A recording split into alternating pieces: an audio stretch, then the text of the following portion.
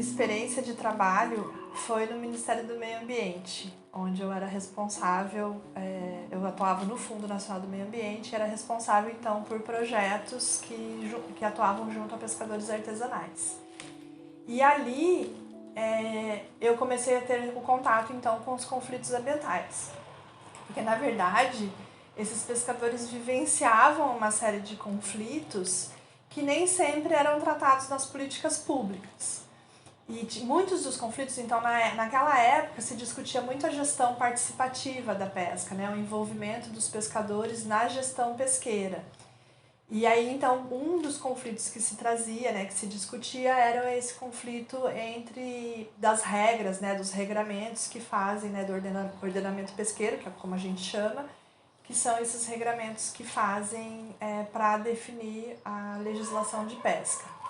Mas o termo conflito era um termo meio feio, assim, era um termo meio que as pessoas não gostavam muito de falar, ou não gostavam do nome, conflitos, né? Porque tudo é conflito, né? Um conflito ambiental, ele se dá exatamente porque ao se apropriar, né, de um território dos recursos ambientais, um grupo inviabiliza o modo de vida de outro grupo. E isso pode ocorrer na mesma base territorial, pode ocorrer em bases territoriais distintas. Um exemplo, então, se eu, por exemplo, construir uma barragem, né, uma barragem para a construção de uma hidrelétrica. Essa barragem vai mudar o fluxo de água do rio a jusante, né, que está abaixo do rio. Os pescadores que estão abaixo e ficarem sem água, eles vão ter a dinâmica, né? Então a dinâmica, os ciclos ali, né, do rio, hidrológicos do rio, vão ser alterados, né? E isso então gera um conflito. E a gente pode ter no mesmo lugar. Então, se tem uma atividade, por exemplo, a implantação de um porto, a expansão do porto de Rio Grande levou à construção de uma série de estaleiros aqui. E aí, então, por exemplo, quando o estaleiro ali da EBR, uma comunidade de pescadores da Vila Nova, foi deslocada.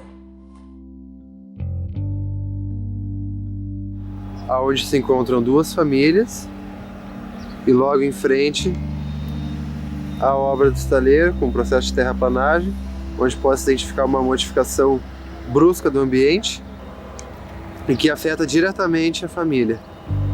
Então, isso é um conflito daí de base na mesma base territorial.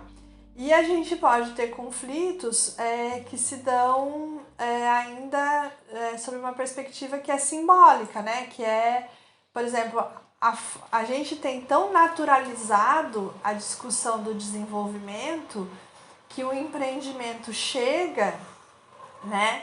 E com promessas de emprego, de melhoria, que aqueles grupos que vão ser impactados por esses empreendimentos não têm voz, ou eles não conseguem lutar contra ou se fazer valer. O bloqueio uniu pescadores de Pelotas, São José do Norte e Rio Grande. A tentativa do governo federal de revogar a lei da pesca. Diversos pescadores realizam neste momento um protesto.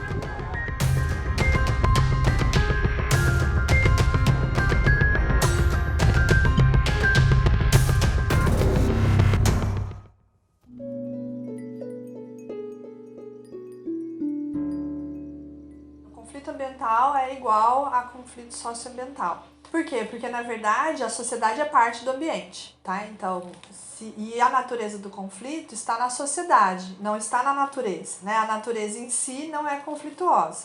Na verdade, a origem do conflito, ela se dá no sistema societário atual. Então, a organização da sociedade atual, né? Ela se apropria do ambiente, ela utiliza o ambiente enquanto recurso, né? A natureza enquanto recurso. E esse processo de apropriação é que é conflitivo. E ela então vai criar regras para viabilizar esse processo, para dizer o que é certo e o que é errado, que é o que os regramentos ambientais fazem. Então a natureza do conflito está na organização da sociedade. Então todo conflito ambiental ele é socioambiental. Entretanto, como tem um entendimento ainda muito forte, né, de que ambiente é sinônimo de natureza, então alguns autores entendem que é importante demarcar o social, né, o sócio. E outros autores entendem que isso já está embutido, então basta chamar por conflito ambiental, mas a gente está tratando da mesma coisa.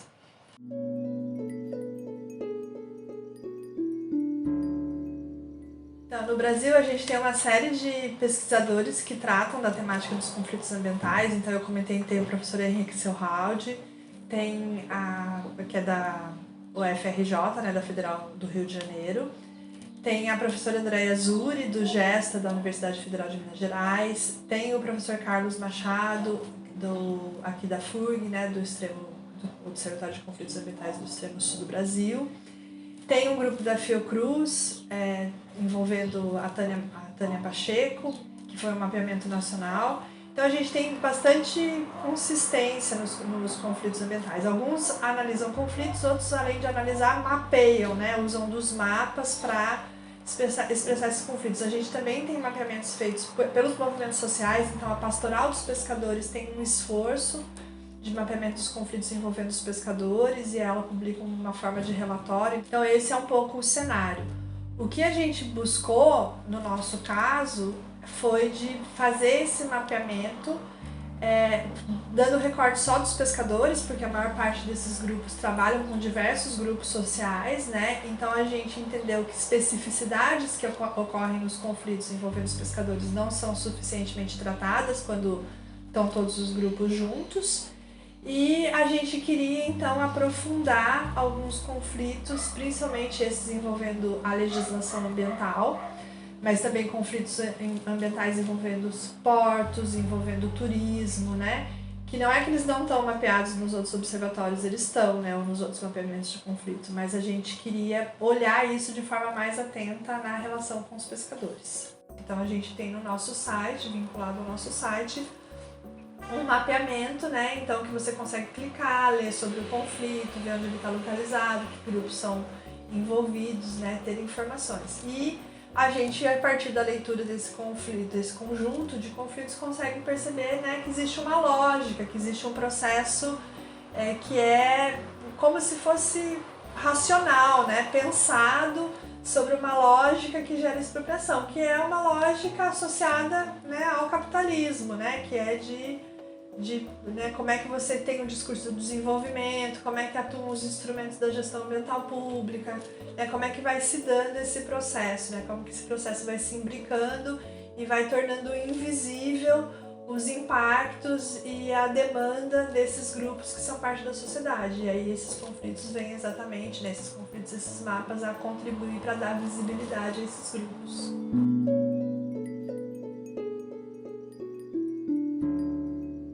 Nosso mapeamento, ele trouxe à tona como principal conflito envolvendo toda a costa do Rio de Janeiro o conflito com a indústria do petróleo e gás. Na verdade, acho que de certa forma é esperado, né? Porque a gente tem primeiro a instalação ali, né, das refinarias, tanto de Manguinhos e de Duque de Caxias na Baía de Guanabara na década de 50 e 60. Depois a gente tem o início da exploração da Bacia de Campos na década de 70, que aí escoa a produção, né? E essa atividade então é muito determinante no Rio. A Bacia de Campos mesmo, ela responde, até alguns anos atrás, ela respondia por mais de 80% da produção nacional de petróleo e gás. E aí então faz com que essa atividade seja preponderante no território e a pesca então passe a ser uma atividade expropriada, né? Até porque as plataformas passam a se apropriar do espaço marítimo, passa a ter uma série de tráfego de embarcações, tem uma densidade demográfica, migração, que expulsam os pescadores dos seus territórios, né, das suas moradias. Existem processos de favelização, processo de degradação de ambientes que são importantes para a produtividade pesqueira, né? Tanto que eles são reconhecidos como o grupo mais vulnerável socioambientalmente aos impactos da indústria do petróleo. E mais recente, também na Baía de Guanabara, porque a Baía de Guanabara também tem uma série de indústrias vinculadas à atividade petrolífera, né? Tem uma série de dutos passando na Baía de Guanabara e o Porto do Rio de Janeiro usa a Baía de Guanabara para ancorar os barcos e faz com que também, né, muitos barcos então, de apoio à indústria do petróleo fiquem, né, na Baía de Guanabara. Então também existe esse processo, né, dos pescadores da Baía de Guanabara Isso está muito documentado também pela Fiocruz, né? Tem um relato ali de toda a luta dos pescadores da Almar, né? Que é uma associação de pescadores que inclusive tiveram lideranças que foram assassinadas, né? Mediante esse conflito, né? Então a gente está falando de conflitos, né? Que inclusive tem violência física, coação, né? Morte, assassinato. Então também, né, já era bastante documentada, mas esses conflitos então também se acirram, ou há uma intensificação dessas atividades, né, e dos conflitos que se desdobram dela, com a descoberta do pré-sal. A indústria do petróleo tem a centralidade, né, dos conflitos ambientais envolvendo o litoral do Rio, a zona costeira do Rio, né, com os pescadores. Mas a gente tem uma série de outros conflitos. Então a gente tem um segundo conflito também com a atividade portuária, onde teve a expansão, teve a implementação do Porto do Açu, em São João da Barra, né, no litoral norte fluminense, e a gente teve também o Porto do Sudeste, no litoral ali na Baía de Sepetiba, para escoar a produção de mineração, né, de minério vindo de Minas Gerais. Então isso também, né, tem uma série de expropriações de obras que... No caso do Porto do Sul tem relato para os pescadores que eram pescadores e agricultores de salinização dos poços de água, das casas, né? Então você tem uma série de conflitos também e impactos, né, sobre o modo de vida desses pescadores.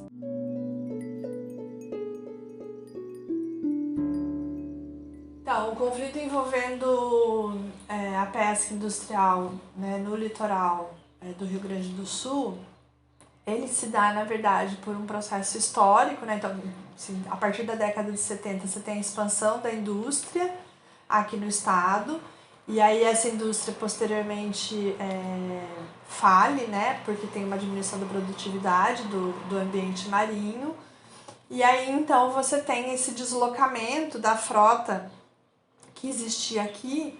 Você passa a ter uma frota em Santa Catarina, né, muito forte, principalmente vinculada ao município de Itajaí, que passa então a vir pescar no estado do Rio Grande do Sul, e com um alto poder de pesca, né? E os pescadores artesanais, sejam os pescadores que estão situados ao longo da costa, como por exemplo os pescadores do litoral norte, do Rio Grande do Sul, como os pescadores do estuário da Lagoa dos Patos, que capturam espécies que têm uma parte do seu ciclo de vida no mar, começam então a observar uma diminuição constante da produtividade pesqueira, mesmo atendendo a uma série de regramentos que são colocados para eles, né? Então, por exemplo, no estuário da Lagoa dos Patos, a pesca é licenciada anualmente, eles têm defesa, eles não podem pescar uma série de espécies, eles têm tamanho de rede, né? Então existe uma série de regras. E aí existe uma insatisfação porque eles não conseguem se colocar perante o governo federal para uma demanda por uma maior quantidade de regras ou um olhar para a pesca artesanal no estado, né, por conta desse maior poder político e econômico da frota de Santa Catarina. E quem pesca, então, na verdade é isso, quem pesca em alto mar, com esse grande poder de pesca aqui no Rio Grande do Sul, é a frota catarinense. E aí, então, eles se mobilizam e constroem, né, com a ajuda de alguns atores, algumas instituições, né, em diálogo já com a Assembleia Legislativa do Estado do Rio Grande do Sul, eles constroem uma proposta de lei estadual da pesca. É muito interessante essa lei estadual, porque ela fortalece uma série de aspectos da pesca no estado todo, mas ela tem um dos elementos que ela coloca a necessidade de proibir a pesca entre a costa, a linha de costa, até as 12 milhas náuticas. E aí, junto disso, eles conseguem uma parceria com a FURG, que elabora um estudo, né, demonstrando o quanto que se perde de produção pesqueira por conta do descarte de espécies de pequeno tamanho, né, que a gente chama de bycatch, ou descarte, né, então de espécies que são capturadas com um tamanho muito pequeno e que são ou comercializadas ou jogadas fora, né, então que em 2-3 anos o quanto se incrementaria de biomassa. E já vê, que foi citado aí no litoral, mas dentro da Lagoa dos Patos, peixes como a raia, anchova, pescadinha, corvino e até mesmo garoupa. Isso há muitos anos que não se vê. Bom, aí fomos lá nós aos cálculos, né? E conforme a gente foi fazendo esse estudo, fomos tendo os primeiros resultados, nós começamos a ficar um pouco impressionados, né, do quanto isso poderia gerar em ganhos, né? Isso empiricamente todo mundo aqui disse que já sabia, né? E aí então esse estudo dá a base para discutir esse item da proibição, né, da lei, se consegue, a lei é aprovada por unanimidade na Assembleia Legislativa. Só que aí, quando ela vai ser implementada, né, tem uma reação por parte da pesca industrial de Santa Catarina. E aí, então, a gente vivencia uma série de conflitos, né, exatamente, então, em torno desse território, né, que seria a zona costeira até as 12 milhas, então a frota pode pescar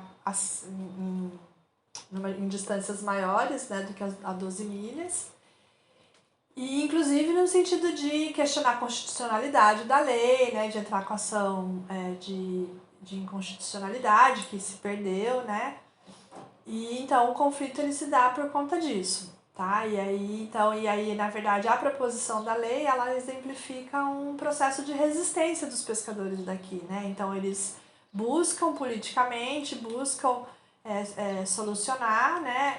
Na verdade, do ponto de vista ambiental, as regras devem prever a conservação dos recursos, né? Então não é uma discussão se o recurso é de Santa Catarina ou se o recurso é do Rio Grande do Sul, mas é uma discussão de que não se pode uma prática de pesca tão predatória a ponto de se inviabilizar a pescaria, as pescarias artesanais, né? Que se dão ao longo do estado.